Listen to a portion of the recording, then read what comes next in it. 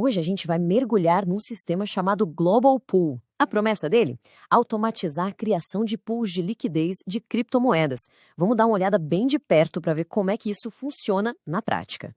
E a grande questão que vai guiar toda essa nossa conversa é a seguinte: como é que, com apenas $10, seria possível criar uma pool de liquidez de cripto? Parece pouco, né? É exatamente essa promessa que está lá na documentação do projeto que a gente vai investigar hoje. Bom, para a gente entender como tudo se encaixa, o nosso roteiro vai ser este aqui. A gente começa com a plataforma, o Global Pool.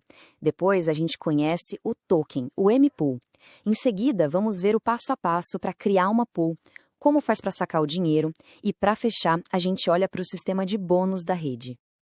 Então, vamos lá. Começando pelo começo, pela base de tudo, o que é essa plataforma, o Global Pool? Pois é, o Global Pool se apresenta como uma plataforma totalmente automatizada, feita para criar pool de liquidez usando o USDT.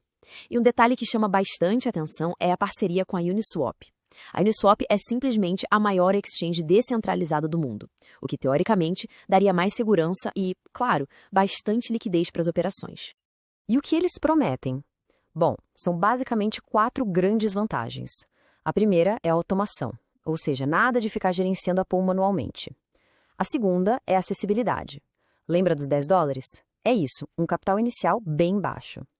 A terceira é a chance de ter um lucro passivo. E a última é uma promessa de transparência, com as operações podendo ser vistas em tempo real.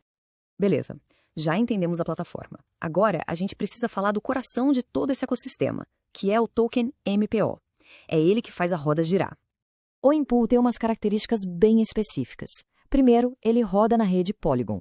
Ele também é deflacionário, o que significa que, com o tempo, a quantidade de tokens diminui por causa de um mecanismo de queima.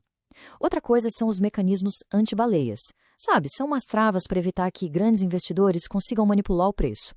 E talvez o mais importante, 100% de todos os tokens em pool já estão circulando no mercado. Agora, se prepara para esse número aqui. 999 anos. É isso mesmo. Esse é o tempo que a liquidez das pools fica travada, um bloqueio gerenciado por uma entidade chamada UNCX. A ideia por trás disso, claro, é passar uma imagem de estabilidade e de confiança no projeto para o longuíssimo prazo. E só para reforçar um ponto que a gente já falou, 100%. De acordo com o material deles, toda a oferta do token já está na rua. Na teoria, isso é bom, porque significa que não vão criar mais tokens do nada, o que poderia diminuir o valor dos que já existem. Ok, então, a gente já viu a plataforma, já viu o token, mas e aí? Como é que se cria uma pool na prática? Vamos ver agora o passo a passo para começar. O processo todo é descrito como sendo bem simples e automático. Funciona assim. Primeiro, a pessoa deposita o USDT lá na rede Polygon. As pools são sempre criadas em múltiplos de $10. Aí, o próprio sistema pega esses USDT e compra o token M-Pool para criar o par de liquidez. E a parte final é que essa posição já nasce como a ordem de venda programada, com o objetivo de gerar lucro.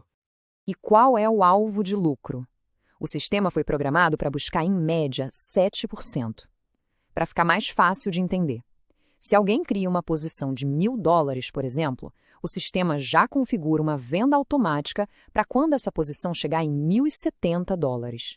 Certo, criar a pool parece até que é tranquilo, mas e na hora de sair? Como é que faz para tirar o dinheiro? Agora a gente entra na parte que talvez seja a mais cheia de detalhes, as opções de saque. E é aqui que a coisa fica interessante. Não é só um botão de sacar. Na verdade, o sistema dá 3 opções, 3 caminhos bem diferentes e cada um deles tem regras e resultados próprios. Essa tabela aqui ajuda a gente a visualizar. São 3 botões, laranja, verde e azul. O laranja é o mais direto. Pode usar a qualquer hora e ele devolve tudo que tiver na pool, seja M-Pool, USDT ou uma mistura dos dois, direto para a carteira. Agora, o verde e o azul são diferentes. Eles só aparecem quando a pool atinge a meta de lucro e está 100% em USDT. O verde devolve o valor inicial e racha o lucro no meio. Metade para quem investiu, metade vai para o bônus da rede. Já o azul? Bom, o azul é o botão de reinvestimento. Então, dá para pensar no botão laranja como a saída de emergência. A qualquer momento, se a pessoa quiser sair, é só apertar ali e o que tiver na pool naquele exato momento, volta para a carteira. Simples assim. Já o botão verde é a opção de botar o lucro no bolso. Clicando nele, o investimento principal volta para a carteira e metade do lucro também. Mas e a outra metade? Essa vai para alimentar aquele sistema de bônus que a gente vai ver daqui a pouquinho. E para fechar, tem o botão azul. Esse é o botão dos juros compostos, digamos assim. Ele pega todo o valor principal e a maior parte do lucro, 75%, e usa tudo isso para criar uma pool nova, maior. O ciclo recomeça. Só um pedacinho do lucro, os 25% restantes, é que vai para o bônus da rede. E falar nesse bônus de rede é o gancho perfeito para a gente ir para a última peça desse quebra-cabeça, entender como funciona essa estrutura de indicações e recompensas. Então, para poder receber uma parte daqueles bônus gerados pelos botões verde e azul, não basta só estar no sistema. Tem duas regrinhas básicas. Primeiro, ter uma pool ativa com um valor mínimo. E segundo, ter um número mínimo de pessoas que entraram por indicação direta e que também estão ativas. E essa tabela aqui mostra exatamente como essa estrutura funciona. São 15 níveis no total. Olha só, para destravar o nível 1 e ganhar 30% de bônus, é preciso ter uma pool de $10 em um indicado ativo. Para chegar no nível 2, já sobe para uma pool de $20 e 2 indicados, e a lógica segue assim. Mas o mais interessante é reparar como a porcentagem do bônus cai bastante, conforme os níveis sobem. Começa em 30% e vai caindo até chegar em apenas 1% lá no nível 15, que já exige uma pool de $150 e 15 indicados. E com isso, a gente fecha a nossa análise dos mecanismos do Global Pool. E fica uma reflexão no ar, né?